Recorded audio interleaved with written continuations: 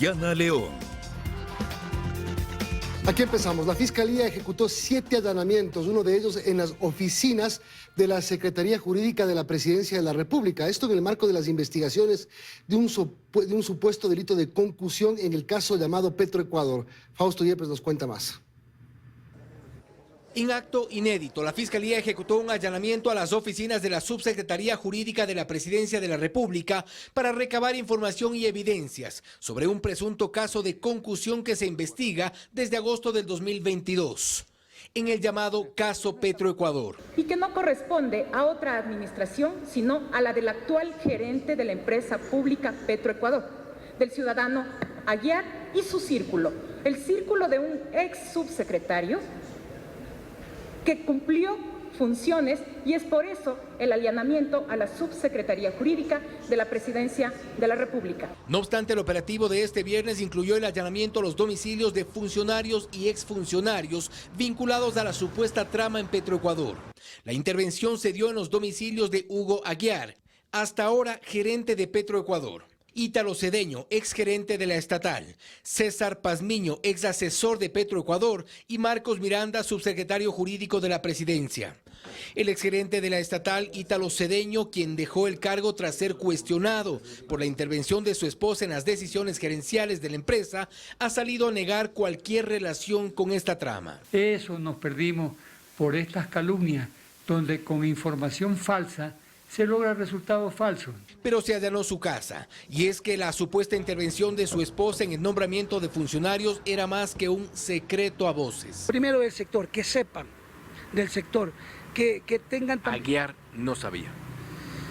Bueno, de saber de petróleo yo creo que está demostrado que no. Ítalo aparentemente tenía más conocimiento técnico de él, pero ustedes mismos vieron, la prensa fue testigo de quién realmente era que gerenciaba la empresa. La esposa. Todo el mundo lo sabe y en la prensa salió. Ella era la que gerenciaba la empresa, la que obstaculizaba todo, la que nos ponía traba para los temas de los trabajadores. Marta Morlas. Ustedes saben muy bien. Lo cierto es que tras la salida de Ítalo Cedeño de Petroecuador, es ahora su esposa Marta Morlas la que gerencia en el ámbito privado una empresa de actividades de extracción petrolera. Ni el ingeniero Ítalo Cedeño, ni su esposa, ningún familiar tiene relación con el delito que se está acusando. De los allanamientos a presidencia, a los domicilios de los exfuncionarios y servidores públicos y a la gerencia y procuraduría de Petroecuador, se recopiló información y se harán pericias. El caso de momento sigue bajo investigación. Y varias autoridades comparecen ante la comisión que investiga el caso Encuentro en la Asamblea Nacional. El Contralor General del Estado se refirió a informes con responsabilidad penal en empresas públicas. Carlos Riofrío, Contralor General del Estado, llegó a la Asamblea para hablar sobre las acciones de control dentro de las empresas públicas del sector estratégico. Allí señaló, por ejemplo, que desde el 2013 se han efectuado 962 exámenes especiales a estas empresas, sobre todo en temas de contratación y servicios. En los últimos 10 años, en el sector de las empresas públicas estratégicas, la Contraloría aprobó 869 informes generales de auditoría y 164 informes con indicios de responsabilidad penal, mismos que han sido remitidos a la Fiscalía General. Y es que además, dice, se ejecutaron 46 exámenes especiales y este año están programadas 44 auditorías. Que en relación a los años 2019, 20, 21 y 22, la Contraloría aprobó 236 informes en las empresas públicas Enel, Petroecuador, Selec, Flopec, EMCO, ENAMI, TAME y CNT, en los que se examinaron recursos públicos por más de 36 millones de dólares. Sobre estos informes, los equipos de auditoría sugirieron responsabilidades civiles por más de 795 millones y administrativas por más de 6 millones de dólares. Además, a 5 exfuncionarios y servidores de estas empresas se ha hecho un seguimiento a sus declaraciones juradas. La comisión también recibió al canciller de la República. A él le consultaron sobre la delegación que viajó a los Estados Unidos, donde se encontraba el señor Danilo Carrera. El señor no participó de la delegación oficial. A la Cancillería nunca ha llegado un pedido de vincular a nadie que no sea funcionario público a ninguna visita oficial. Poco he tenido conocimiento de participación en ninguna reunión oficial. También acudió el gerente de la empresa coordinadora de empresas públicas. Habló sobre el informe elaborado por la Secretaría Anticorrupción. A tomar en cuenta esas hipótesis, pero actuar sobre los hechos. Y eso es lo que nosotros estamos haciendo. ¿Va a colaborar ahí?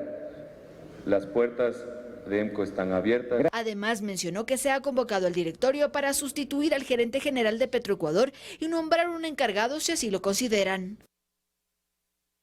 La renovación del gabinete efectuada por el presidente como una salida a la crisis del gobierno es necesaria, pero no suficiente, dicen algunos analistas. Aseguran que se debe poner en práctica lo prometido en los discursos, es decir, invertir en el área social y concentrarse en el manejo político. Diana Monroy nos cuenta más.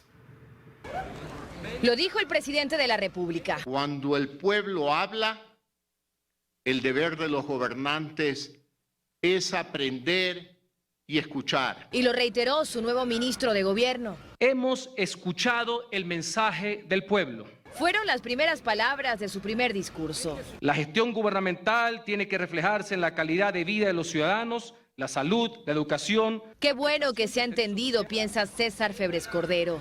Lo que ahora hace falta, asegura, es implementar lo que se dice. Reconociendo que hay límites, que la plata tampoco es que sobra, deberían llevarla a movilizar, uno, a la economía, y dos, a concentrar también ese accionar, esa ejecución, esas obras en sectores sociales que puedan acercar al gobierno para construir un bloque social y político. Aunque cree que un mensaje más directo hubiera sido que el presidente haga cambios también en los ministerios a cargo de esas tareas. Pero no estará todo hecho solo con eso.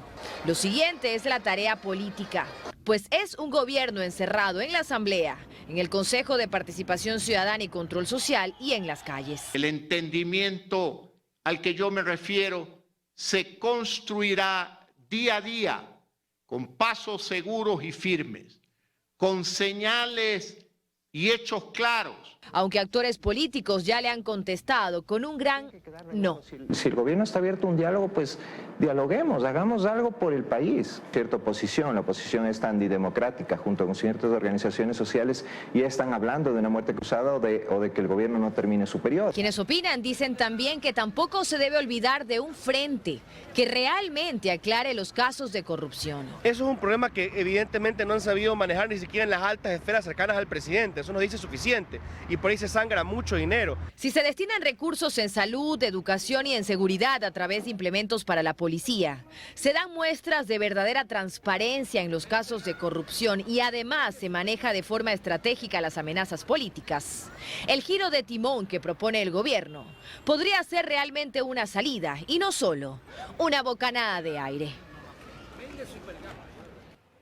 El presidente de la República, Guillermo Lasso, hizo un llamado a todas las funciones del Estado para combatir el narcotráfico, mientras que las Fuerzas Armadas reiteraron su apoyo al gobierno nacional. Luisa María Heredia con el informe. Fue durante su intervención en la ceremonia conmemorativa del aniversario número 28 de la victoria aérea del CENEPA, en la que incluso se hizo una breve recreación de lo que fue aquella gesta histórica, que el ministro de Defensa, Luis Lara, a nombre de las Fuerzas Armadas, ratificó su respaldo a la democracia y a las autoridades de Estado. No faltan los aventureros que alientan la inestabilidad, promueven la agitación e incluso intentan atentar contra el Estado de Derecho. Es por ello que las Fuerzas Armadas desean reiterar su absoluto respaldo a la democracia y a las autoridades legítimamente constituidos, como lo determina la Constitución y el sagrado juramento de defender a nuestra patria. También del crimen organizado y el narcotráfico. En esa lucha, enfatizó el ministro, es igual de sólido el compromiso. Para ello, el Gobierno Nacional ha iniciado el proceso de recobrar las capacidades de las Fuerzas Armadas, dotándolas de los medios, equipos y tecnologías necesarias para afrontar los complejos desafíos que tenemos por delante. En ese marco, tanto el Ministerio de Defensa como el de Transporte y Obras Públicas firmaron esta tarde un convenio para la ejecución de un diseño y estudio de varias obras en la base aérea de Taure, en la Escuela de Formación Cosme Renela, en la nueva base de Tababela y en la base de Vigilancia de Montecristi. A la ceremonia asistió también el presidente de la República, Guillermo Lasso, quien hizo hincapié en la necesidad de que todas las funciones del Estado se comprometan en esa lucha lucha contra el crimen organizado y el narcotráfico. El narcotráfico y el crimen organizado corroen la democracia y atacan al Estado de Derecho. Por eso, todas las instituciones del Estado debemos enfrentarlos juntos y de manera coordinada. En el acto estuvieron también el ministro del Interior, Juan Zapata, el recientemente posesionado ministro de Gobierno, Henry Cucalón, el jefe del Comando Conjunto de las Fuerzas Armadas, Nelson Proaño, y generales de la FAE, la Marina y el Ejército Nacional. Un día después de haber sido posesionados, algunos nuevos consejeros de participación ciudadana llegaron hasta las oficinas de la institución en Quito, pero todavía no saben cuándo sesionarán para elegir autoridades. Dicen que requerirán por lo menos 48 horas. María Gracia Costa nos cuenta cuáles serán sus prioridades. 4 de los 7 consejeros de participación ciudadana llegaron a las instalaciones del Consejo, pero asimismo se retiraron explicando que aún debían dialogar y las razones por las que todavía no elegirían autoridades. Estamos tratando con cada uno de ellos, estamos viendo las expectativas de cada uno de ellos, estamos tratando de temas de agendas y propuestas. Además de verificar la agenda de cada uno de ellos, están dialogando para definir cuándo se elegirán autoridades. Y según informó el secretario de este organismo en horas de la tarde, se requiere una convocatoria para la sesión del Pleno 24 horas antes. Si es que nosotros eligiéramos el día de hoy, nos impugnaría.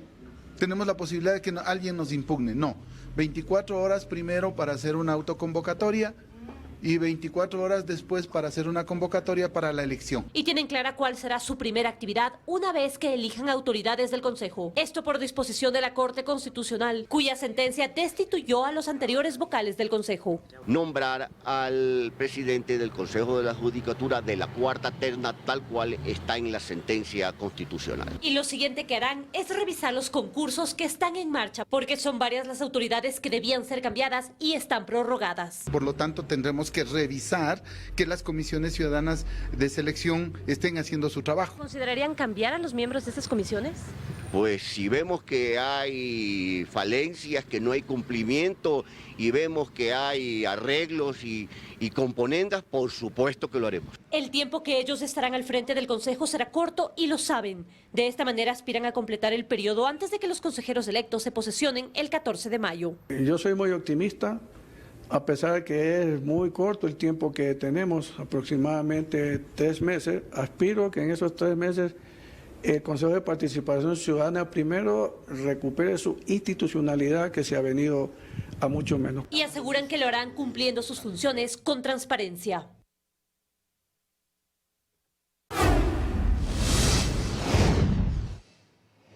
La Organización de Naciones Unidas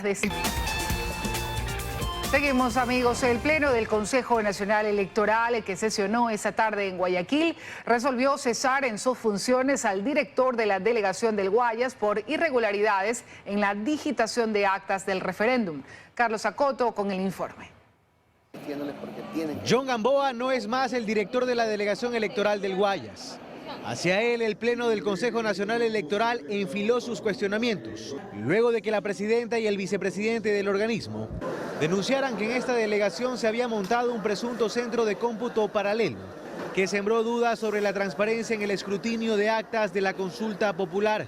Debido a la presión de las autoridades. El ya exfuncionario se desmarcó de las acusaciones sobre el controvertido hallazgo. Debido a la presión de las autoridades, por culminar este proceso lo más rápido posible, se modificó el procedimiento del llenado de las actas de recuento. Solicitud también realizada por el vicepresidente del Consejo Nacional Electoral, el ingeniero Enrique Pita.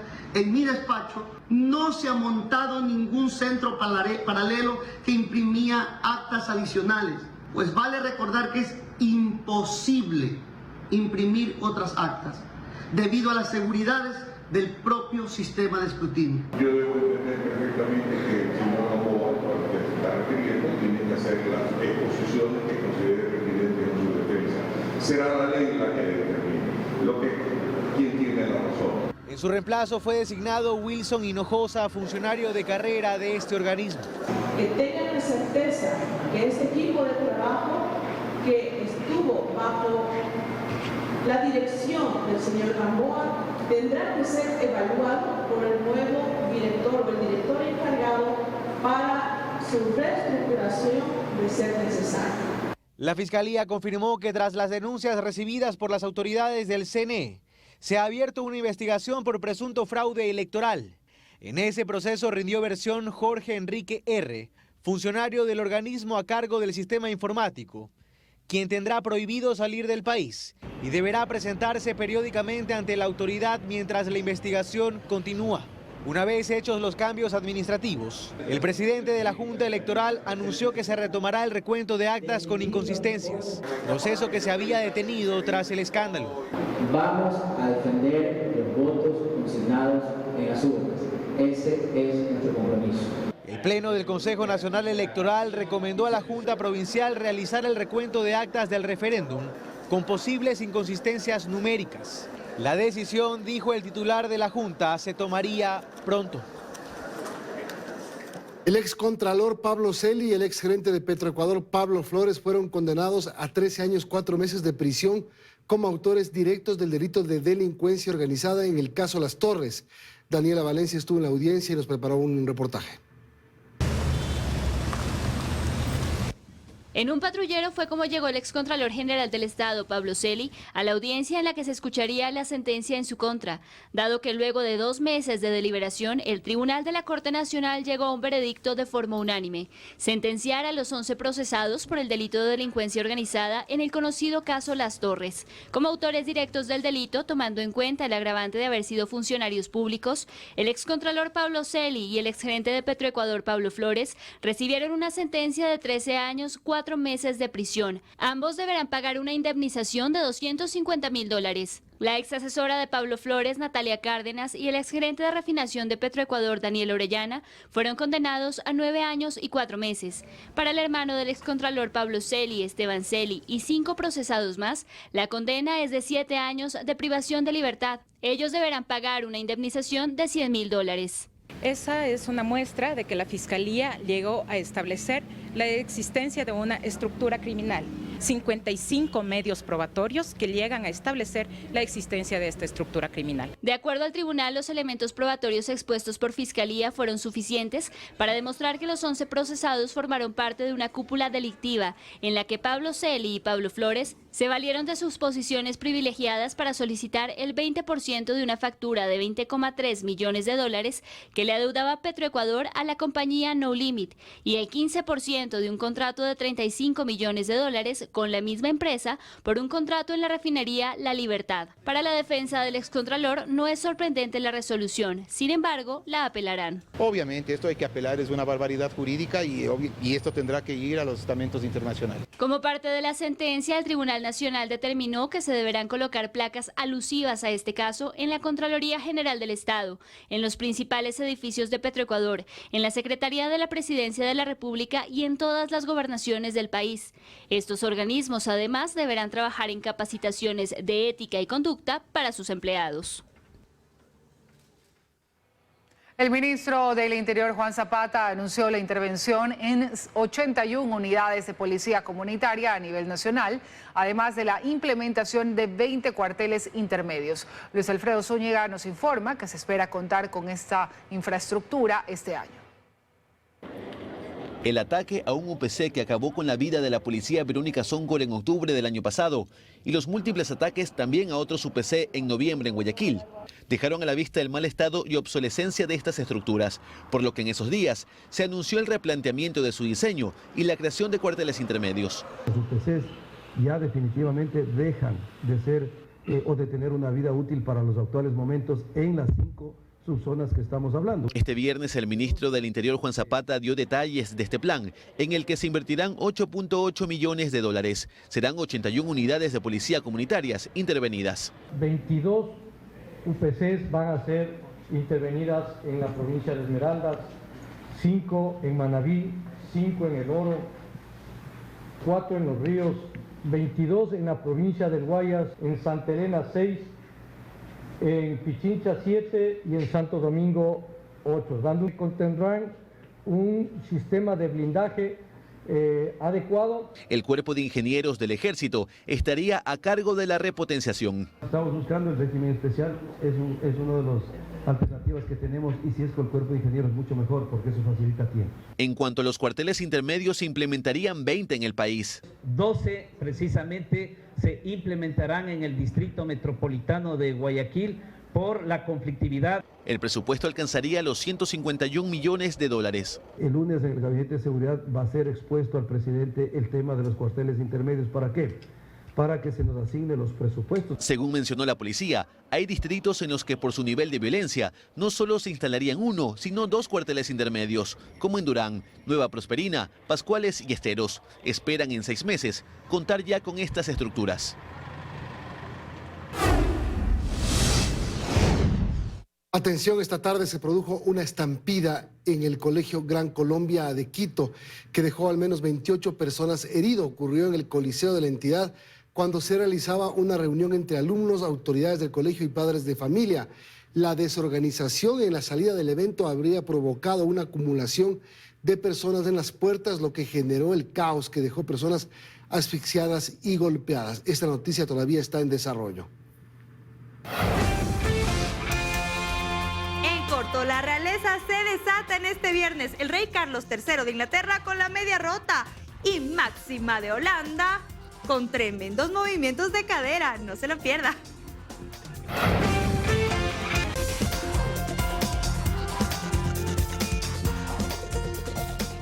Y hoy les queremos presentar a José Granda, un ecuatoriano que trabaja en la NASA, un sueño que tuvo desde niño. ¿Cómo lo logró? Nos lo cuenta Meche Pesantes.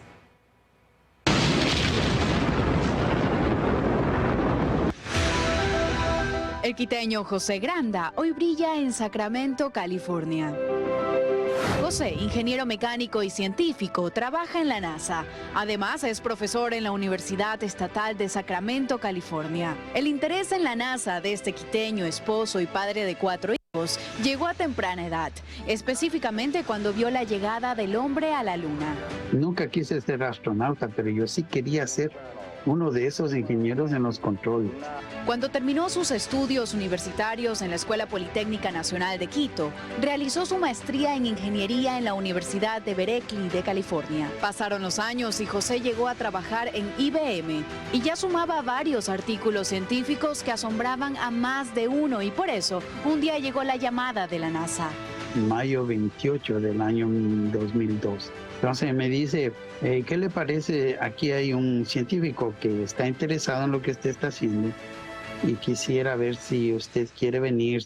Empezó a dar conferencias y a colaborar en investigaciones con la NASA cuando en el 2005 se le presentó la oportunidad de colaborar para poner en órbita el transbordador Discovery. No lo podía creer porque tenía una oficina a 50 metros de donde estaba los controles que yo siempre había soñado estar. Tenemos una responsabilidad de llevar a los astronautas y volverlos a traer. Este modelo que se ve aquí con tanta flexibilidad tiene el cuerpo de uno de los módulos de la Estación Espacial. Este es un buen ejemplo para dar una idea de lo que puede hacer un modelo matemático, no solamente ver números, sino con gráficas poder ver exactamente lo que va a pasar en el espacio. A la fecha ha participado en 17 misiones espaciales y actualmente está colaborando con el programa Artemis, que llevará a la primera mujer a la Luna en el 2024. Por sus logros y contribuciones a la ciencia, recibió el reconocimiento como miembro del más alto nivel científico de la Sociedad de Simulación y Modelaje.